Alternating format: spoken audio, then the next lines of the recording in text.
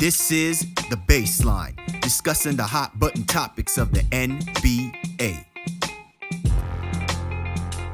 Welcome, everybody. You're tuned to The Baseline. Lee Warren Shaw discussing the hot button topics of the NBA. And as I am, and I don't know if my man is, he always looks pretty good every day he jumps on in front of the camera. But as I'm rocking the scruffy look, that's pretty much the first thing I think of when we talk about the landscape of the NBA Eastern and Western Conference stretch run to figuring out what is going on in the playoffs. Just when a week removed, we sit here and we give what seems like very plausible idea of predictions.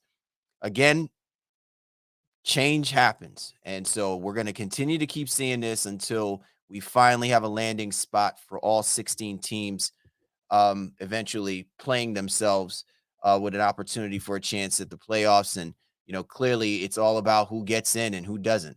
But as always, man, we got to keep talking about it because that's what we love to do. So let me go and roll out the red carpet to my right-hand man's www.shawsports.net, Big Kahuna PNC, my man, Mr. Warren Shaw, ripping out of Fort Lauderdale, Florida. It's good, Shaw. How do you like the scruffy? Hey man, I'm trying to be like you. You know what I mean? Started growing out my little my beard a couple months ago, and trying to get on, that so beard gang, as they say. That's so unlike you. That's never been you. Has the NBA changed you so to such a degree? And it's funny because I tell my wife all the time, I think this might be a bad luck beard. I've had a lot of rough things happening, so I might need to cut this joint all the way off. I'm gonna get back to some sense of normalcy. But the NBA, as you alluded to, continues to be the quite opposite of that. Lots of wild things continue to happen, as they say, the hip hop saying goes, it was all good a week ago. And a lot of things have changed in the last week, and I think will continue to change as the season closes itself out. The guy who was probably putting those lyrics down, right? And I know Ice Cube was responsible for that song, for that line. But if it was a New York rapper, it was all good 36 hours ago. And I don't think you can find really anything to follow up on that if you're trying to drop a hot 16 or whatever the case may be. So, that's just the landscape of what's going on right now in the NBA. And I think what's interesting to me, Shaw, is it's really hard to tell, which teams I think really want it that badly. And I'm not saying that to say that none of the teams are playing competitively. I'm not saying, what I'm saying is I don't know if whether or not teams genuinely care if they're in the play-in or if they're actually trying to make it outside of it. I think just been the weight of the streakiness, right? So it's either one of two things. It's either that the teams are just really, from a matchup perspective, a competitive perspective, really that evenly killed. Like any given night, a team can get got minus injuries. Or, some of these teams, man, they just don't give a what. You know what I'm saying? Like they just genuinely just like, you know what? As long as we're in, and we'll let the chips fall where they may, so to speak. Maybe that's the exasperation of pushing so hard to do something that, genuinely they may not be strategizing themselves for the long haul or preparing themselves on the long haul for, because it's so much game to game to game to game. You know what I'm saying? Whether you lend itself, be it the schedule or just because of the personnel that the coach has to work with that night or whatever the case may be. I'm just saying it's like it's the streakiness of teams is just so out of the realm right now. And I'm not just pointing to any one particular team. I'm even talking about teams at the top end of it. The other night we're talking about, the Boston Celtics clinched after taking an L to the Utah Jazz. Right? And the Utah Jazz a few moments ago were hanging around, and now they're on the outside, almost on the outside looking in, trying to get into the play-in. So it's so fluid. I hate using the Stephen A term, but I mean, he's a mastermind for it because it really genuinely is fluid, man. Yeah, well, I mean, some teams are playing good basketball right now, and I look no further than the Philadelphia 76ers and the Sacramento Kings. Those are the two hottest teams right now, especially in the last 10 games. Milwaukee right on their heels, but as you alluded to, Celtics have been struggling. We talked about them already. The Nuggets are now in a tailspin for whatever reason there, and everybody else more or less is right around 500 or maybe just above, or obviously below. Like, it's just really weird. Only two, maybe three teams are playing great basketball. And, I think that's really just kind of indicative of kind of somewhat of the parity within the league this year. And that's what I think is going to make for a very, very intriguing playoffs. As they always say, styles make fights, and we'll see how these playoff matchups ultimately go. But I think it's very even across both the Eastern and Western Conference. But Milwaukee and Philadelphia seem to be having a little bit of a leg up on all the teams out there in the NBA. I completely agree with you. And as always, man, the focal point will definitely be over the next few weeks where we are, where the teams match, land as far as Eastern Conference, Western Conference for the play-in picture and also for the playoffs.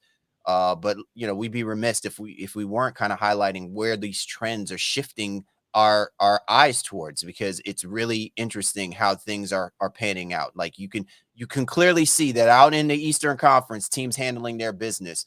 Celtics, the Philadelphia 76ers, probably by the time we record this podcast, will probably wind up not put themselves in a position to clinch the playoffs very easily as well, too. Right now, they're actually sitting in the second spot, which is what I find hilarious to me, is that the Boston Celtics wind up clinching, yet by virtue of the record, the Philadelphia 76ers have eked themselves up into the second spot, and so I think if you're Joe Mazzulla, while it's a great accomplishment, it's something that you obviously want to make sure that you shore up. You want to be one of the top two teams if you've worked this hard to be up there this whole part of the season. So they got to figure that stuff out. But again, it's just interesting how things are lining up very quickly over on the Eastern side, and on the Western side, everything is still a crapshoot, even because of what we're seeing from the Denver Nuggets. But let this not be said, we still got to handle business. And so while we don't want to miss on the opportunity of speaking about what clearly will be on our minds over the next coming weeks, next couple of months, which is going to be the playoffs and ultimately the finals, we got to start bodying some teams, right? Like it's that time of the season, that time of the year. We got to get into the autopsy report. So there will be a couple of teams who we can safely say are probably not going to leapfrog any of the teams that we will be talking about in the coming weeks. But we do want to discuss like what this outcome of the season means, and what the future might actually look like as they're heading themselves into the off season. And so we'll be talking about two teams in particular, the San Antonio Spurs and the Detroit Pistons. And so get ready for some good conversation, you know what I'm saying? Because maybe good luck will actually, land on one of these two teams' organizations for a change, right? Like instead of, the purgatory that they've been dealing with for so many seasons, since removed. But we'll get into that. And obviously, we got some news and notes we got to discuss. So as always, be sure to get my man Shaw at Shaw Sports NBA. Get at me at GameFaceLee. The show's Twitter handle at NBA Baseline, available on the major platforms. You know where to find us. Go to www.thebaselineNBA.com to check out our show and all of the previous shows that we've been dropping for you. And as always, those of you guys who are looking at us directly or catching us on YouTube, you see the nice blue logo down at the bottom corner. We run with the 19 Media Group. So if you're interested with 19 Media and all of the great shows and content and the great personalities of people delivering that content, go to www.19mediagroup.com. We be running these content streets. All right, so let's get right into some of these news and notes, y'all, before we dive right into our autopsy report. It's been a while since I put on the white jacket. It might be a tight fit for me. Ja Morant. There is expectations that he is planning to return. I think if you're the Memphis Grizzlies, you should be obviously happy about that. But I do think the outlier, Shaw, is that is this a realistic return for him? Given what he's spoken to when he did the interview with Jalen Rose, and given the comments and the perspective that was provided to us through Adam Silver and the league.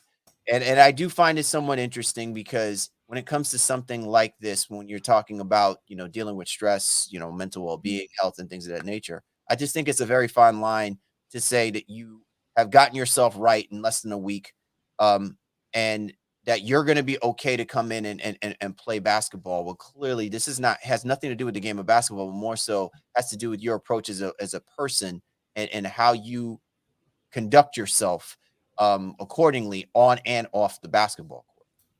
At this point, all we can do is take people at their proverbial word, and now their actions in terms of following up, those words. I think from the outside looking in, we might think this is still a little quick for whatever healing might have needed to take place. There's still a lot of innuendo and rumors about exactly what the cause and the root of kind of the layers of this piece. It's been very, very masked, I think, from the Grizzlies standpoint, and even Ja Morant's standpoint to a certain degree, intentionally so. I believe it was Mark Spears. I don't want to put his name out there and if it wasn't, but a pretty well connected reporter, said, listen, they were hearing some things that they weren't sure if he was going to come back at all this year. Right. So I don't want to say it was Mark Spears, but a national reporter had admitted that. So I'd have to kind of go back and do my own research on Twitter and figure out exactly who said that. But I said, wow, reading that, it really made sense. Like, this is whatever's happening is really, really serious. All the layers that are underneath it that we may not know. But the Grizzlies have been able to maintain to a certain level, certain degree. They're still in the hunt for the 2 seed in the Western Conference, still quote unquote playoff hope. I mean, title hopefuls, I guess. And, Ja Morant wants to come back and help his team and put all of this behind him. Time will tell whether or not this was enough time that he took, in essence, to get himself together.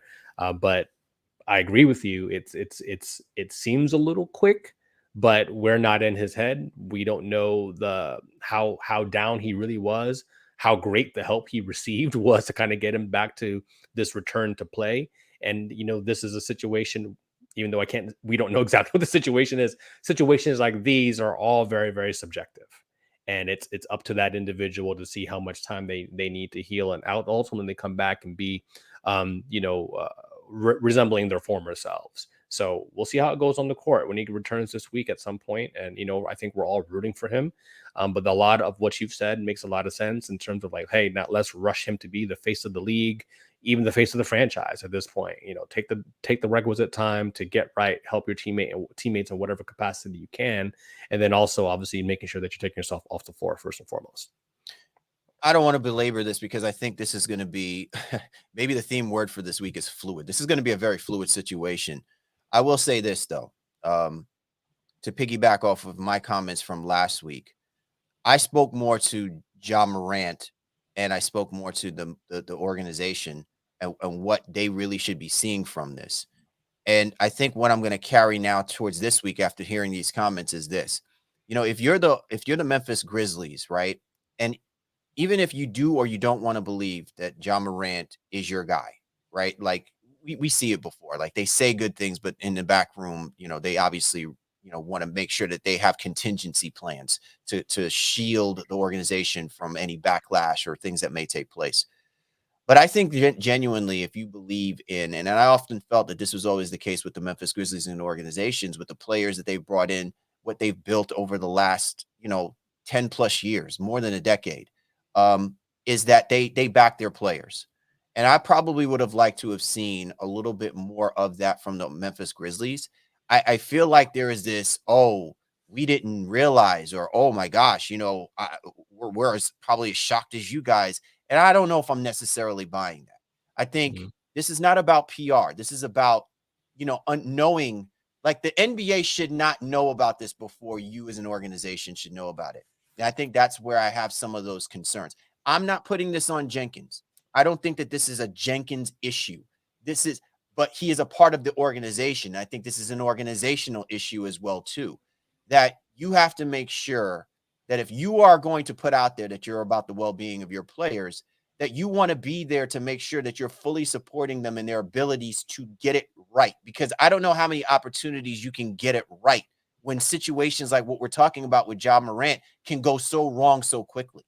You know what I'm saying? And it's not to identify any particular player. We're just taking specifically this instance and what he is addressing as what the root cause of a lot of these part of issues should or shouldn't be. So it'll be interesting to see what the Memphis Grizzlies do moving forward, Shaw.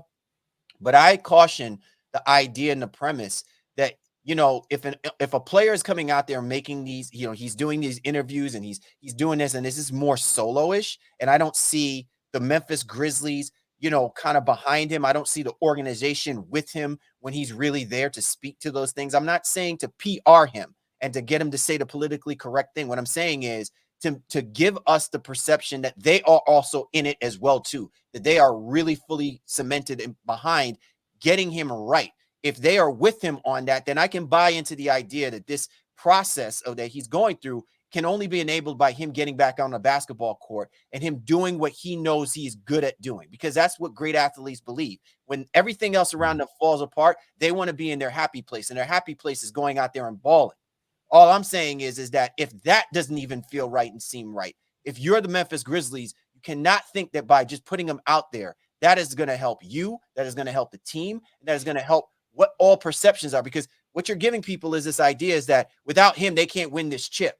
Now you're pushing it all in, and you're putting an even exorbitant amount of pressure on him. That if they don't go out there and do this, if they don't go out there and get this chip, then what did this all mean for everything that he's basically put himself through and what the organization is giving us the perception of what they're putting through?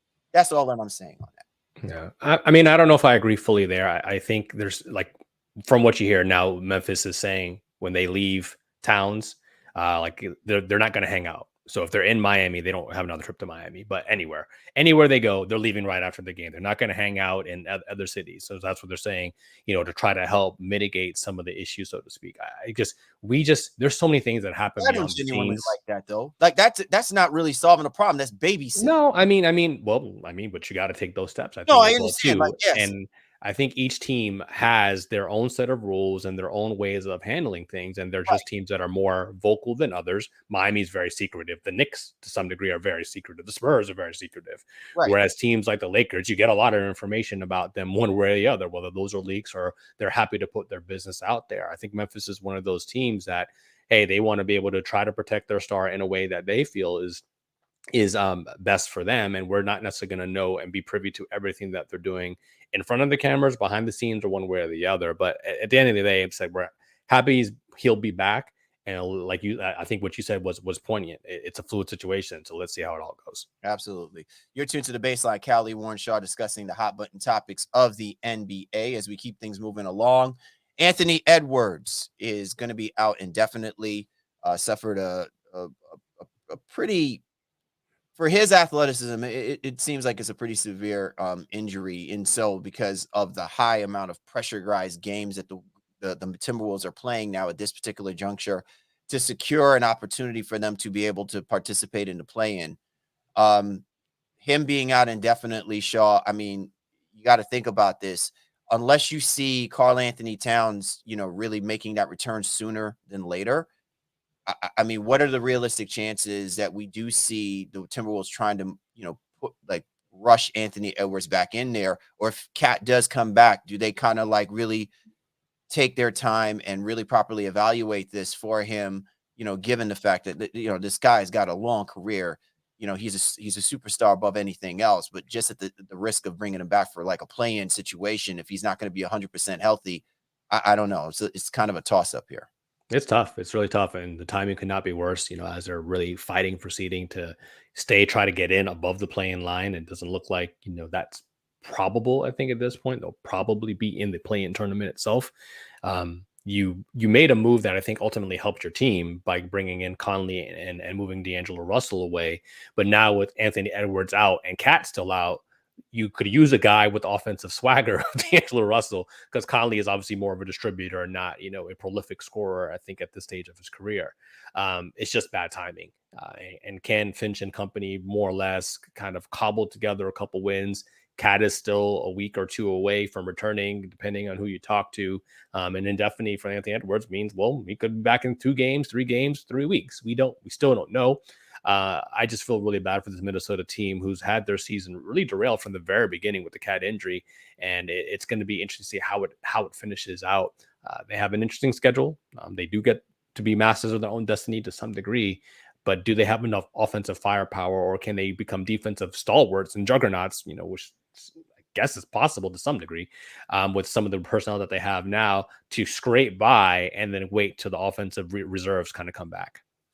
Yeah, I think you hit it on the head, Shaw. I don't know if whether or not this team is going to be able to sustain, the offensive where they are, because even where they are offensively, they're moderate, they're decent, they're not bad. Certainly, not to the level I think a lot of teams probably with what they had acquired and put together. I think they expected them to be like maybe a top 10 team defensively, especially if Edwards steps up. But this team is pretty, decent, all things considered, defensively, right? Like they're 10th in defensive rating, and they're 18th as far as points per game, opponents' points per game. So I think this is going to come down to them, possessions. I think it's going to come down to them. I think if they step up defensively, they can give themselves, a chance or more chances offensively for them to be able to hang. And to your point, they have a schedule which I think they're able to control their own destiny. I think this is where we want to start seeing, I guess a Rudy Gobert resurgence, so to speak. And, that combination of Conley and Gobert, having an impact. I think more of a physical presence inside, I think will help the Minnesota Timberwolves. But it could be too little too late. And again, if Finch forces Cat into that lineup, I don't know what goes from that. I don't know what comes from it. I don't know who may be impacted by that. More Gobert, more Cat, or Conley, because I think Conley's comfort level to get the ball to Gobert, I think, is their go-to situation and go-to move coupled with their defense. You bring Cat back into the situation. Now we got to focus the attention on feeding Cat the basketball. And we've seen where it's not been a good look where, Gobert gets lost in space. So it'll be interesting to see what they do. Hopefully out of it, they win some games and they at least maintain themselves to be play-in tournament worthy. All right, y'all, let's finalize our news and notes real quick here. There has been conversations about the Blazers wanting to shut down Damian Lillard. I know that can't bode well for the conversation that you are having, because you had your eye about the Portland Trailblazers figuring out a way to get themselves into the play-in tournament. So the idea that they're even thinking about shutting down Dame time is not the right time for Shaw time. No, I mean, I think they said they're going to take a look at these next 5 to 6 games and see where it lands after that. And if they're not able to make significant headway, then yeah, they'll consider it. I don't think this is Dame's doing it. It's just kicking the tires on an idea. But if they fall out of this, they fall 2-3 games back, of the play-in line, which seems pretty hard to do based on the competition. Like, you're really going to be in it till almost the end of the day, or the end of the season rather. But again, they're looking and it's just saying, hey, he's had a great season. He's reclaimed, I think his name, some of the dirt that was thrown on his name by the abdominal injury that he had last year and wasn't able to play, averaging a career high right now and really hooping. But again, yeah, we'll wait to see how this next week and a half goes to see if they maintain and play in contention. Otherwise, it could be the end of Dame time for this season. I feel like this is just a PR play. I really do. I feel like they're throwing that out there because they're readying themselves. And look, maybe organizations want to get out ahead of it. They want this to kind of like bleed slowly. It's kind of like with politicians dropping some of the worst news on themselves, like on a Friday, because like people don't pay attention to politics on the weekend. The news dump. Thank God for sports on the weekend, right? Like that's the only reason why they care. I almost feel like that's where the Portland Trailblazers are going. Now, I'm not saying that should be the idea or the intent. I'm just saying that maybe they're trying to prepare people for what they think is going to wind up happening. And it's kind of because, again, sometimes organizations don't operate in unison with what the team and the players are doing. Like, it's two totally different worlds. And then you get to see it play themselves out with what is being disseminated out by the media outlets and where that information gets leaked to and who gets access to that. And, so I don't want to see the Portland Trailblazers even consider that. But the fact that it's out there, it makes it hard for you to not, have it sit where it sits. And I think they've lost 5 straight. They're 2 games back of 12 as we record right now, 3 games back out of 10. So, what do you have, like 12 games left? It's getting really, really tight. So I can see why this is coming up now. This next week and a half being so important. You know what? Players want to play. And if you're Damian Lillard and if, let's say, for example, he was an Iron Man, you know what I'm saying? Like if he was basically playing 82 games a year, over the last 4 or 5 years, do you really consider shutting him down when he's doing something historical or you doing something great? No. And so, again, obviously you don't want to see something bad happen in meaningless games. But I just think that putting that out there just sends a bad message for players who especially emphasize the idea that players should be out there playing. And this is not about load management. And, what I'm saying? It's not even about the fans. It's about the players playing the game. If they have to think about all of a sudden someone shutting them down, that could do a detriment to them. It makes them feel like the organization doesn't back them in the way that they see how, playing the game of basketball should be seen. I think that's what's caused a lot of visceral reaction between owners and with the NBPA as well too, because the players that are coming out there are speaking to this like, you guys got to speak to this better than the way that we speak to it. This is not what we want people thinking by what we feel like should be a representation of quote unquote load management or shutting stuff down and stuff. I think that's where I think that's where I don't want it to go, but I think that's where it can get to if it's not done properly. No, I think that's interesting. Only if you listen to Dame and kind of what he said on the Old Man and Three podcast recently, he doesn't like what the NBA is becoming and championships or bust, and like you can't have a great career or you can't be considered amazing if you don't win a chip, and kind of a lot of different things too. So just interesting times in Portland, I think, as always. As always, this. as always. You're tuned to The Baseline. Callie, Warren, Shaw discussing the hot button topics of the NBA. Coming up, Shaw and I get to put on them white coats again, man. It's been long overdue. Can't believe how quickly the NBA season is rolled up on us that we got to start bodying up teams, man. But it's that time, man. We got to do some autopsy reports. So you don't want to miss out here on The Baseline. Time to break it down. To the bone gristle. Time now for the breakdown. Callie, Warren, Shaw, the Baseline NBA podcast. And it's about that time for us. It is autopsy report time. And we're already getting things started, man. We got to talk about the two teams who ultimately have already been way checked out of this year's NBA chase to the play-in or the playoff picture. And that's going to be the San Antonio Spurs and the Detroit Pistons. Now, ironically enough, Shaw, if we actually said the NBA season ended at this moment in time, the Detroit Pistons arguably would have the worst record in the NBA, and thus they would have one among the best chances or opportunity for them to get access to the Wembanyama sweepstakes, right? It's interesting because when you look at the Detroit Pistons, they really have a lot of talented guys. But this is when sometimes you wish the organization was watching, the Food Network and watching Chopped and watching Tournament of Champions. Like you need somebody who knows how to take these random ingredients and make a cuisine, right? Like the struggle that I keep seeing with the Detroit Pistons is with all of this talent, and a lot of it was impacted obviously by Cade Cunningham going down.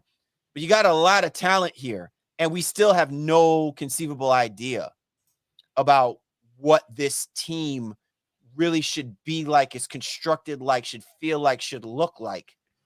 And whether you're an offensive-minded or defensive-minded person, nothing of what you've seen the Detroit Pistons exhibits is lending to the idea that you're seeing an uptick or a move upward in shoring up either side of that part of their game. Yeah, Detroit's like you said, they have a lot of similar parts, and not a true direction. I think it's good that they know Cade is kind of their guy and can kind of build around him. Jaden Ivey didn't have the rookie season that I thought a lot of people, or even myself, would have thought he would have had. But it wasn't terrible. It just wasn't as impactful, especially with Cade being out. I really thought with Cade being gone, we would have seen Jaden Ivey really step up. But again, rookie still, don't want to throw dirt on his name, and he has the ability to really, really turn some things around here. But the rest of it is just kind of interesting. They make the move for Wiseman, at the trade deadline. They clearly are very high on him and get rid of Sadiq Bey, in order to make that happen. Not really sure what their future is with Isaiah Stewart, moving forward. They re-signed Bagley over the course of the summer. And they got Bogdanovich, which is still a very tradable asset for them, I think, at some point if they want to. But going into this year, they don't have a first round draft pick. They have a couple draft picks, and that'll be their own in the following years. But this summer, it really is going to be about, all right, what can they really do to secure themselves in the capacity to be viable and build around Cade Cunningham moving forward? I'm concerned, and I know you've pointed to the ability of head coach Dwayne Casey there, and what is he really in this for at this point? And I think those are hard questions the Pistons are going to have to ask themselves over the course of this summer. Yeah, so I'm going to start there first with Dwayne Casey. I've said before that the season that he had prior to getting axed by the Toronto Raptors, I think was a telltale sign that the Raptors understood what they needed to do in order to move themselves in what was obviously a very small window, one season, right, to basically ascend and capture a possible NBA title. And I don't think that they thought that they can continue to do that with Dwayne Casey. Dwayne Casey's calling card has been his ability to build up younger guys, get them to be more defensive minded, but unfortunately, he does not have the savvy to make adjustments from an offensive perspective in a situation where the NBA is pivoting to such an offensively minded or offensive mentality. Have you heard this before? Ergo Mark Jackson. Now, Mark Jackson minus certain other, nuances regarding, what his expectations are to be a head coach for a team and what he wants to do. Putting that aside, what I'm just saying is that has always kind of been a detriment to Mark Jackson's ability to get really talented teams in a position where you can certainly balance out what you've improved on them from a defensive perspective to what you can get them to try and do from an offensive perspective. And I feel like if you are the Detroit Pistons, this is where you really have to make this decision in the offseason. If you are the Pistons and somehow you get Victor Wembanyama, are you getting him to be the future of a team in which he's going to be the anchor for both sides of the basketball, like you see him as your Joel Embiid? Or are you getting him and recognizing that the way that he plays his game of basketball, we need a head coach who knows how to encompass that talent that he currently has and what that guy brings so that he becomes the true pure face of that franchise, and the success is reflected immediately. It's not just by wins, but it's just in the way that he's changing the dynamic of the game and the team that's played. And I'm saying that this is where those crossroads tend to meet with organizations who have head coaches who have basically been a part of the misery of not being successful, both when they make free agency moves and times when they've missed out on the draft picks that they've selected. And this is where I'm wondering where Dwayne Casey's, time is basically coming to a head. Because again, if at least you could make a calling card that the Pistons can play good defensively, even if you lose Cade Cunningham, he's not the reason why that they've been decent defensively. But if you can't even get your team to play decent defense, if they can't even break, top 20, that's a problem. And I feel like this situation, whatever happens, if they wind up getting this number one pick, I think will change the dynamic about how they want to push forward. And it may not be with Dwayne Casey being the head coach again for that next. Excuse me. Yeah, I think it's what's funny to me about this is, so I also want to clarify something I said. They have a pick as long as it's within the lottery, right? So this first round pick this year, it's protected, top 18. So obviously it'll be top 18. The Knicks will not be getting this pick. So you're right. Now, if they get number one, I don't think they're going to be foolish and try to trade it, right? They're going to keep it and try to build around, Wemby. But you just got Wiseman. You just acquired Wiseman. Those are not guys who I think can really play alongside each other.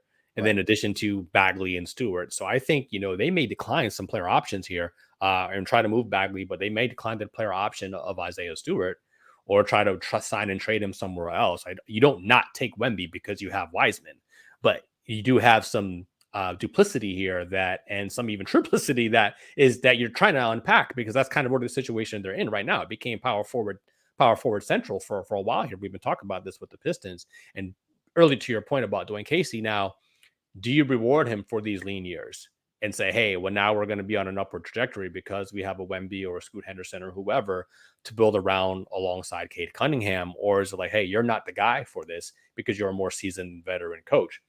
He's not like Greg Popovich, who we'll talk about obviously a little bit with San Antonio, where he can just write his own check and come and go as he pleases.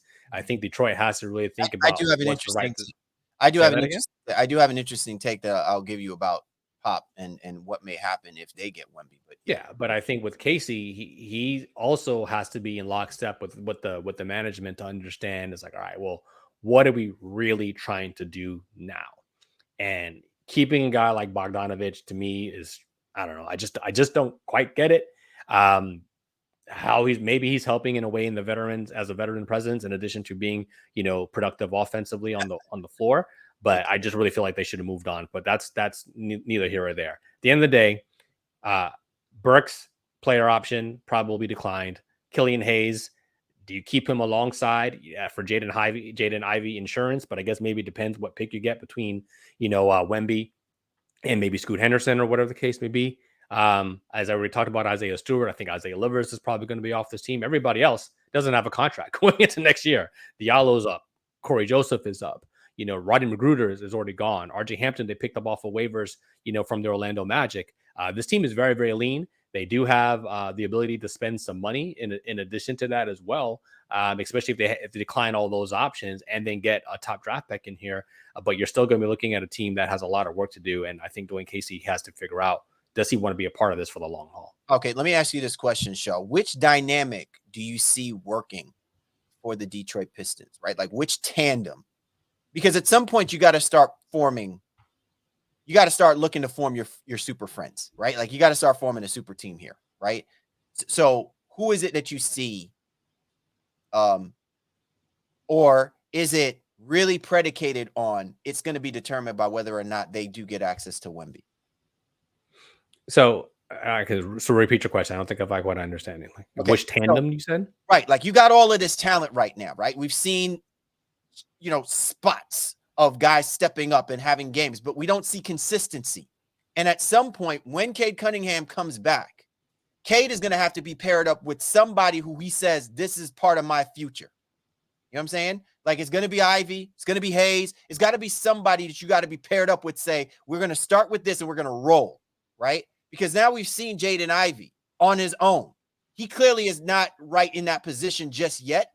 But that doesn't mean that if he's not paired up with Cade Cunningham, that there is there's a prosperous future to build something. Like, all right, now we got two guys. Now we're going to move to that, whoever that third guy could be, right? What I'm saying is that who would that be? Who do you see that tandem to be? Do you see it? Or do you think that it is a waiting game based on if we get Wemby, then we're going to build on Cunningham and Wemby, and everybody else will figure out, the chips fall where they may about where they're going to be in the pecking order. Yeah, not to cop out, but I think it's that very much so. Like, to see what pick you end up landing, and hey, if you can build around Cunningham and Wemby, then dope, you make that happen. If it then now becomes Scoot Henderson or Brandon Miller, who might fill another position for you as a kind of a more of a small forward and wing type player, then maybe you go that route. Scoots, I guess, projects more as a 2. Which could be problematic because Cunningham and even Jaden Ivey are both kind of 2s in their own rights, if you will, or combo guards, I should say, not 2s, but combo guards. Scoot is more of a 2 and more of a slashing type guard and wing. You can move him to the 3, I guess, if you wanted to, but maybe slightly a bit undersized for that. To me, they have a lot of great options per se. And I think it's also like, what do you want the future of what you currently have? So they can be creative. And I think maybe move some pieces, as I alluded to, maybe trying to do some sign and trades, with some of the guys that they have for some maybe even some future picks or complementary pieces to those young guys. Hence why I think a guy like Bogdanovich makes some sense for them. Maybe to hold on to him for whatever reason. But at the end of the day, this is a team that has a lot of options, but it's going to be a difficult path no matter what they ultimately decide to do. But you'd rather be in this position now, knowing that, hey, you're going to have some salaries coming off the books. You have some good young talent. Obviously, you need to keep Cade healthy, first and foremost. But then if you can get Wemby, Henderson, Miller, whoever, you're going to be in a position to be successful, from years to come. All right, Shaw, give me a proper eulogy for the Detroit Pistons. Well, I'll properly eulogize them in the way that they were already heading down the right path and got derailed a lot by injuries. And I think if you, not to say you utilize that as a full excuse, but you can in some ways wipe away some of the transgressions of the season and how it's gone. And you say, you know what, we're not starting from ground zero, because Cade is a significant piece to have. I think Jaden Ivey is obviously only going to continue to get better. And then if they really believe in Wiseman in the way that they clearly do by making the acquisition, then you feel like, hey, you're well on your way.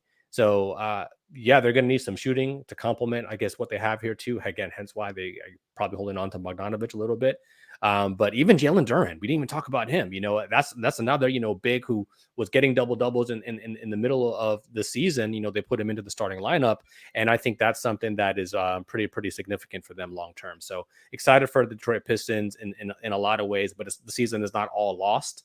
But at the same time, obviously Casey I'm sure he wish it could have been better than how it projected coming in, because it seemed like, I didn't think they're going to be this bad. Honestly, I thought they might have been on the fringe of the play-in, like the fringe of it. but they're way out of it. So the season was a little bit rough, but I think there's better days to come for sure. Well, there are better days to come. I don't want to belittle Dwayne Casey and what he's been able to do. I think that there is some promise there. I do wonder sometimes, based on some of the decision making, like, if what's motivating it, so to speak. I will say this, to add to your eulogy of the Detroit Pistons, Shaw. I would have wished that the Pistons were probably playing in the Southeastern Division, because then I think that there would be a window of opportunity to allow this growth, for their young players, and for there to be some competitive basketball where they feel momentum in their court, to get better at what they're doing. Right now, they're playing in a division where literally from top to bottom, you can say they will probably be the worst team in that division for years to come, unless there is an upstart, whether it be getting Wembanyama or Kay Cunningham suddenly out of nowhere becomes a, MVP like kind of type player, or the roster that is constructed, whether it be Duran or Ivy or one of these rookies comes in and is immediately having an impact on these teams. And you feel bad for the Detroit Pistons, because with this youth, it gets flooded, it gets muddied up because they're playing in such a competitive division. There is really very little breathing room.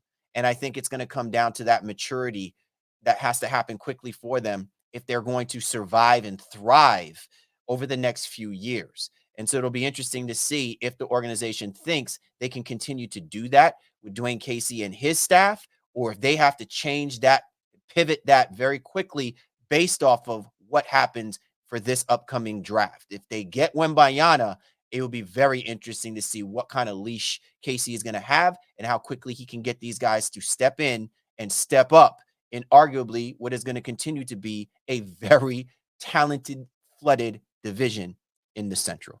You're tuned to The Baseline. Cal Lee Warren Shaw discussing the hot button topics of the NBA. Coming up, we continue our autopsy report and we'll break down the San Antonio Spurs. It's weird. I'm even mentioning them this early like we do, but yes, it's an end of an era. And do we have to wake up to the realization that this could be that way for the San Antonio Spurs for the foreseeable future? You don't want to miss out our perspective here on The Baseline. We are back, Cal Lee Warren Shaw, Baseline NBA podcast, as we continue our conversation of doing the autopsy report. My man Shaw is already readying up the next body as we speak, Shaw, and that obviously means that we have to talk about the San Antonio Spurs, right? So here's the Spurs. The Spurs basically are the second worst team in the NBA. And as we're talking about the Detroit Pistons and whether they need the luck of the Irish to fall their way to get a guy like Wembanyama, I see that, like with the Spurs, I don't know. It's kind of interesting, but I look at this and say to myself, do the Spurs deserve to be in this position, or are the Spurs exactly where they feel like they need to be in order for them to properly hit the reset button and the plans for what we're thinking is going to be another Spurs dynasty moving forward? So I'll say this only because I was on our good friend Jabari's show not too long ago on Matt Boosties, um, and they talked about the Wemby sweepstakes and where would we most like to see him go. And my pick, honestly, was Charlotte because I think he and LaMelo could be a truly, truly exciting pair. I feel like San Antonio's going to get him because that's just the most boring situation possible. There's always Now, the San Antonio Spurs. I think that's why you keep Greg Popovich. He brings the luck of the draft to the San Antonio Spurs. I mean, and I think for him from a development standpoint, that probably is one of the better landing spots, and he can really kind of grow alongside it. And they could truly just say, look, put all their chips in, with him in terms of building around him, because I like Keldon Johnson a lot.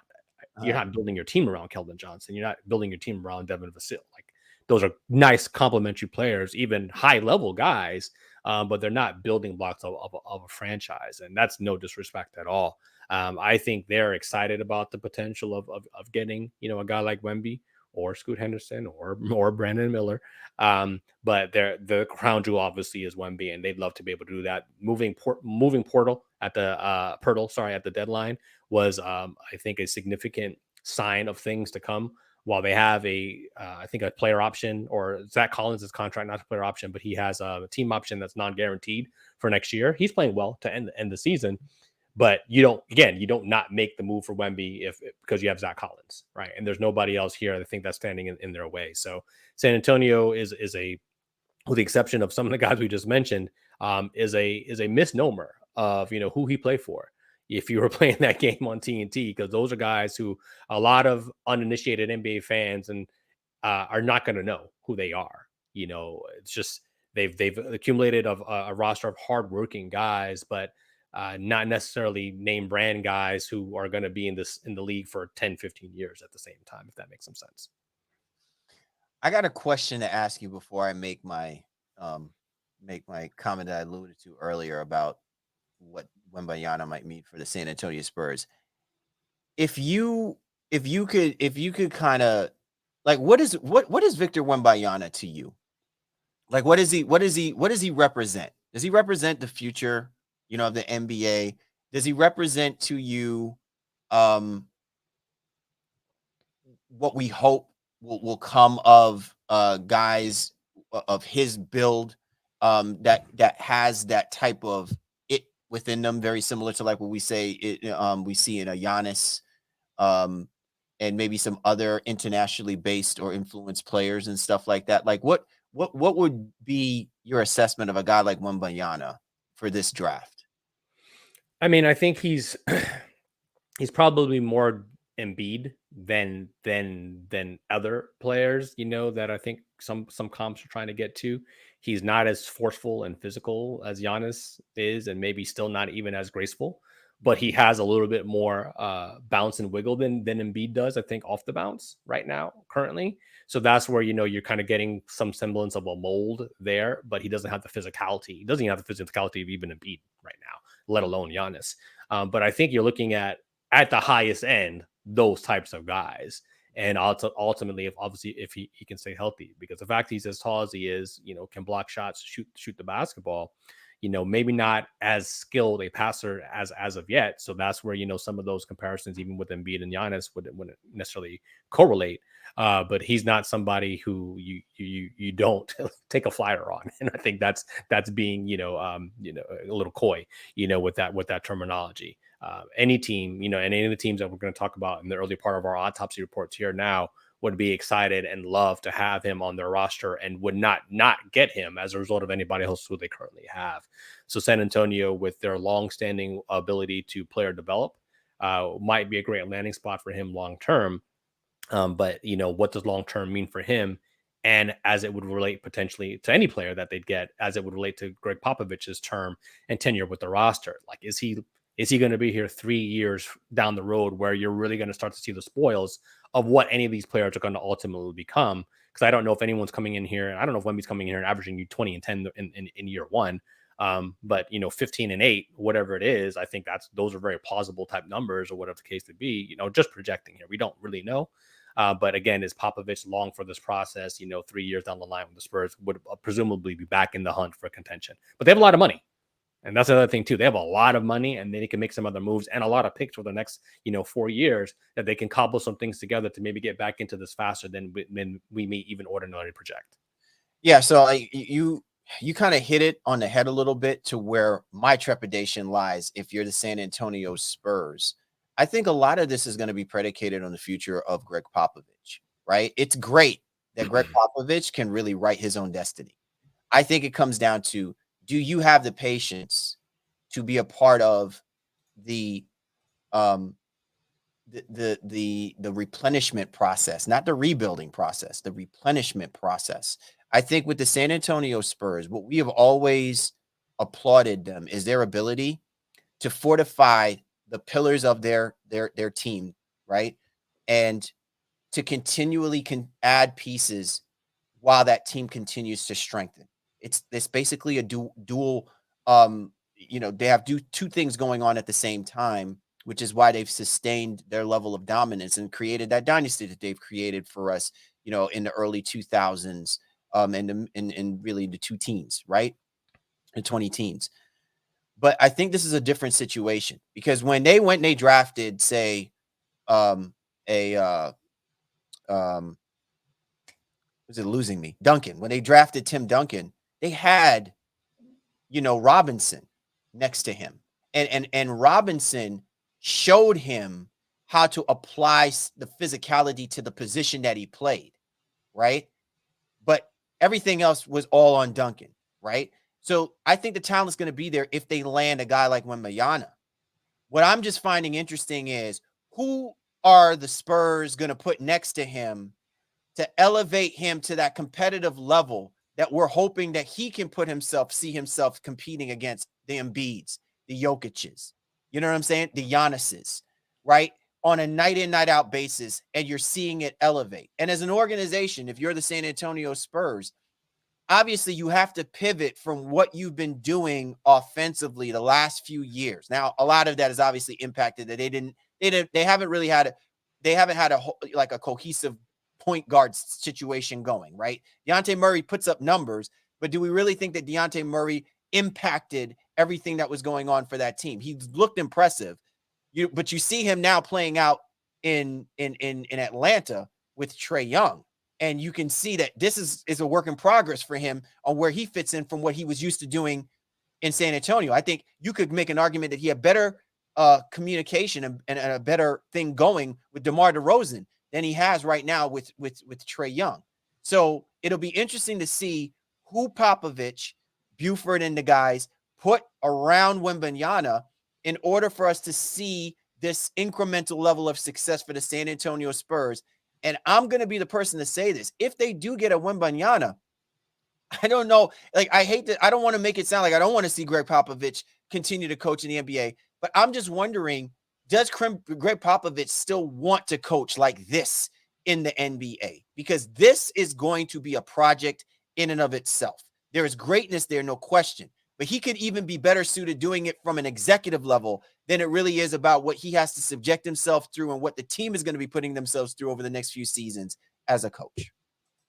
Well, for me, it can't just only, you can't put all your eggs in the Wemby basket. Like I agree with you. I agree. So, which is why I'm starting to question the longevity of the tenure still remaining for Greg Popovich to continue to be the head coach for the San Antonio Spurs. Not because they're going to fire him and they're going to get rid of him, just because the pivot that Popovich will have to continue to make is not going to be a 1-2 year round pivot. I think it's going to be a multiple year pivot, given the type of talent that they're going to need to put on this roster to compete.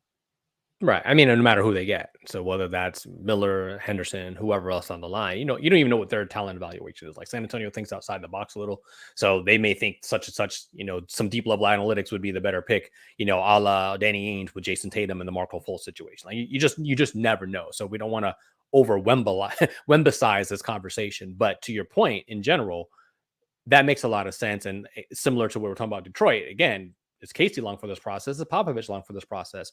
And apparently he seems to be in it, at least for now, but that could change tomorrow. He seems like the type of guy that, you know what, I'm no longer reaching the locker room, but this just isn't fun for me. I don't have the same impact. At the same time, San Antonio has 2 first rounders this year. Obviously, that one, they'll keep their own pick, obviously, to get whatever the higher the draft picks are, but 2 in 2024, 2 in 25, 2 in 26, in addition to multiple seconds and all of that. They could very easily cobble those together and decide, you know what, here's how we're going to support this. Keep Keldon Johnson, keep Devin Vassell, trade one of them if they even need to, in addition to one of those other picks, if they wanted to then support whoever they get in this draft, to kind of build and not to say fast track, but to get into a better space in a way that's more Spursian, if you will. They have the assets, and that's what they've been doing. The fact that they got 2 first rounders for Derek White from Boston, a season ago, and they got all the first rounders in the world from Atlanta for the DeJounte Murray trade. This was smart management from them, in addition to what they're trying to do in actual drafting their own pick this year. I think they're going to strike at some point. As I think OKC may also try to do, as New Orleans may also try to do with all these picks. At the end of the day, we know it's been proven you just cannot draft all these people. You cannot have 8 first rounders on your team. So they'll be making some moves and some overtures, I think, for some names. And, again, it's funny because we already talked about Dame earlier. If I'm San Antonio, I'm trying to pry Dame from Portland. I mean, you can try. We all know it's a dead deal that Portland, he says he doesn't want to move, but Portland should probably do themselves a favor, and try to get some picks or whoever the next star is and trying to, bring them over to San Antonio. Do this, right? I mean, the San Antonio Spurs figured out a way to pry LaMarcus Aldridge when LaMarcus Aldridge was at the height of his basketball play and he was with Portland. I'm just saying that, like, but I don't see Dame wanting to go probably to San Antonio to Yeah, play. I say again. I mean, I can't say a player like Dame, but a star, Right. who might be kind of at the end of their proverbial rope with whatever team that they're currently on, and is like, you know what? Hey, now that time is. And again, those things don't always avail themselves in the time frame that we would like, and you don't always. Again, we don't always know what's going on behind the scenes, so to speak. Right. But I don't know. Would they kick the tires on an older Jimmy Butler and bring him from Miami if that were to go awry? Would they bring Trae Young if that stuff starts to go awry? Because we've heard that maybe he's not excited about being in Atlanta long term. Again, you can just throw name after name after there. The Zach LaVine situation, although maybe not a star per se, but you get what I'm trying to say in essence. Like there's opportunities that might be out there, and they could pry a significant player away from another team just by virtue of the amount of picks that they have. Well, so listen, and I'm totally on board with this, right? Like, I think we obviously knew that this was coming to this. You lose Lonnie Walker, you lose Dejounte Murray, and those pretty much were your best defensive players. I think the thing that I'm just alluding to, Shaw, when I talk about the longevity factor of what the Spurs are trying to do, like the long game that they may be trying to play in relation to what the makeup of this team from a coaching and staff perspective might look like. Popovich has always been a master at manipulating the roster to play according to the trends of what he sees against his teams in the NBA. Like, he has just been so masterful at doing that over the years. We've seen him pivot from an offensive side to a defensive side and back and forth and back and forth. This is arguably the first time, Shaw, that we can look at this team and you could just flat out say they are not good on either side of the basketball. They got nothing. They've got nothing on either side of the basketball. And I think that's where my concern has been. If you're Greg Popovich, what do you pivot to with even the talent that you may have coming your way? Whether you choose to go and get someone like a DeMar DeRozan-like kind of player like you did the last couple of seasons, and you try to make it work with him and LaMarcus Aldridge and and all that other kind of stuff. Or if your intent is you're a placekeeper, you're putting some guys out there that just want to be competitive and show competitiveness to the young guys that you do plan to keep on the roster. I think this is genuinely the first time I might actually look at the San Antonio Spurs and say, oh, yeah, there's no realistic expectation that this team is going to be marketably improved unless they do what I don't think that they're used to doing, Shaw, is basically bringing a team of free agency filled players along with whoever they're drafting, which is going to be top-ended talent anyway, no matter how you slice it. And suddenly it's just working with Popovich. He's never had to really do that. That's never been the MO, so to speak, of the San Antonio Spurs, because it's usually been 1, 2, 3 moves that incrementally over the next year or 2 years are going to be significant moves that helps the team. But at the same time, they have always been right in the thick of things. And this has been the first time that I think you look at this roster and you can clearly see the drop off, losing all of the players that nearly got themselves into the playoffs a couple of seasons ago, where now the impact is going to be on, we're rolling the dice on what we're doing for these draft picks that we've accumulated, this money that we're going to have freed up to put together a completely different roster that Popovich is going to feel comfortable coaching to be competitive for the 2024 season. Well, I'm not an insider, but if I were a betting man, I'd say there's a pretty good chance the Spurs will go after a guy like Fred VanVleet, who will be a free agent this summer. Okay. And I think, that could help them, start to right the ship in terms of the point guard situation long term, plays alongside, and that they don't have to give up, Vasil or Keldon Johnson in essence to do that. Bring in whatever draft pick they get. And I think then you're starting to build a little bit of something there too. Again, not super splashy, but Van Vliet has all-star-ish type potential. Obviously in the West, a little bit tougher to make that, but he can put up the numbers statistically. And I think it would fit within their system in a way that is Popovich-like.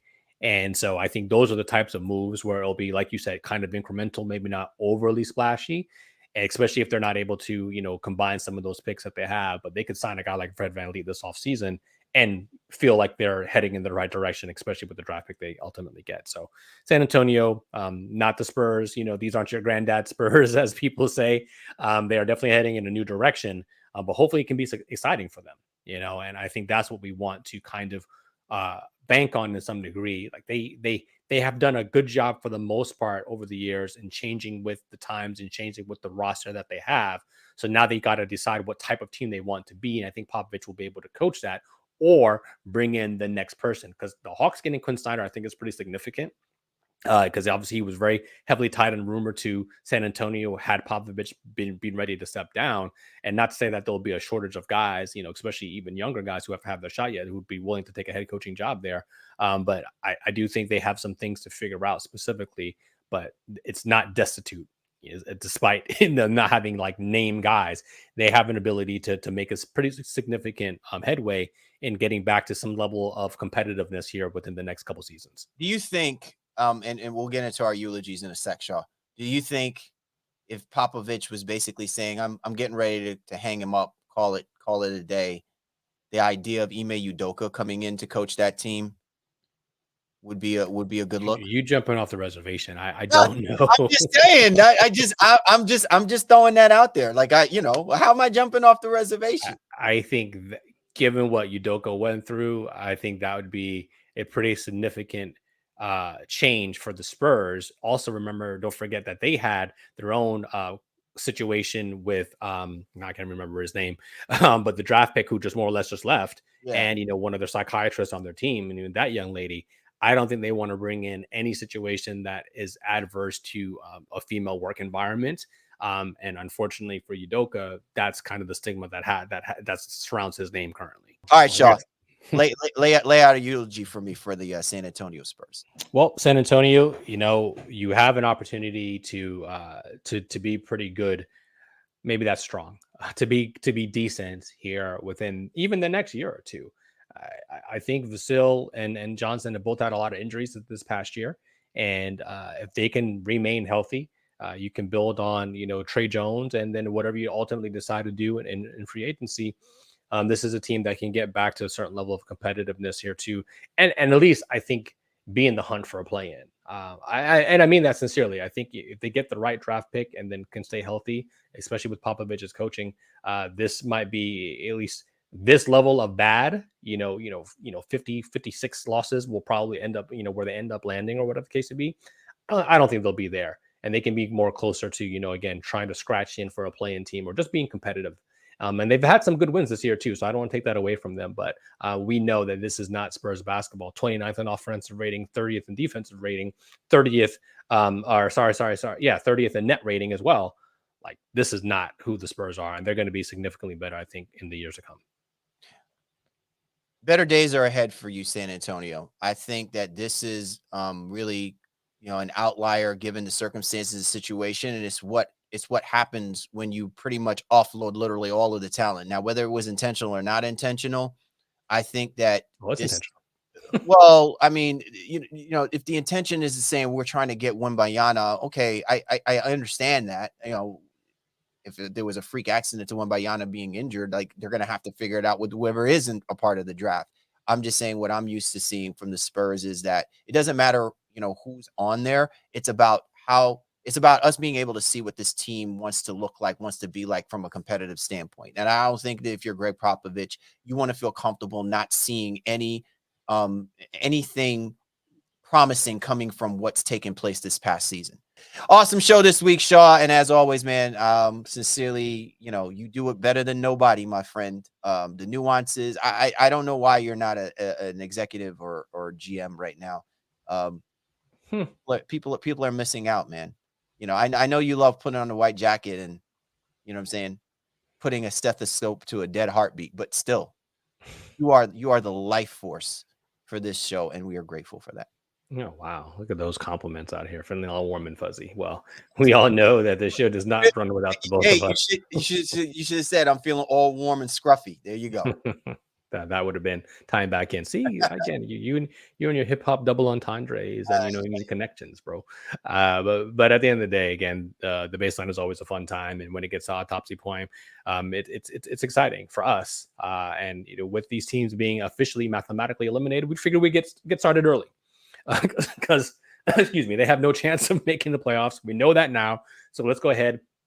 body them up, you know what I mean? And so that they can, be thought out by the time next season rolls around and start fresh and anew. So exciting time to get the autopsy started a little early here. And we'll have 2 more teams on here looking like, I think, who else is eliminated? Charlotte and Houston. So get ready. Your time. Those will be a doozy. See, San Antonio, like I said, things are looking up for you because guess what? I'm gonna be calling out both of them teams. Oh yeah, we also have to speak to the fact that you see Michael Jordan is trying to sell his majority stake of the ownership. So we'll be speaking to that when we talk about the Hornets as part of our autopsy on our upcoming episode. Once again, we appreciate you and yours for hopping on board with us this week for the Baseline. Callie, Warren Shaw, we appreciate you guys. You know we do. We'll catch up with you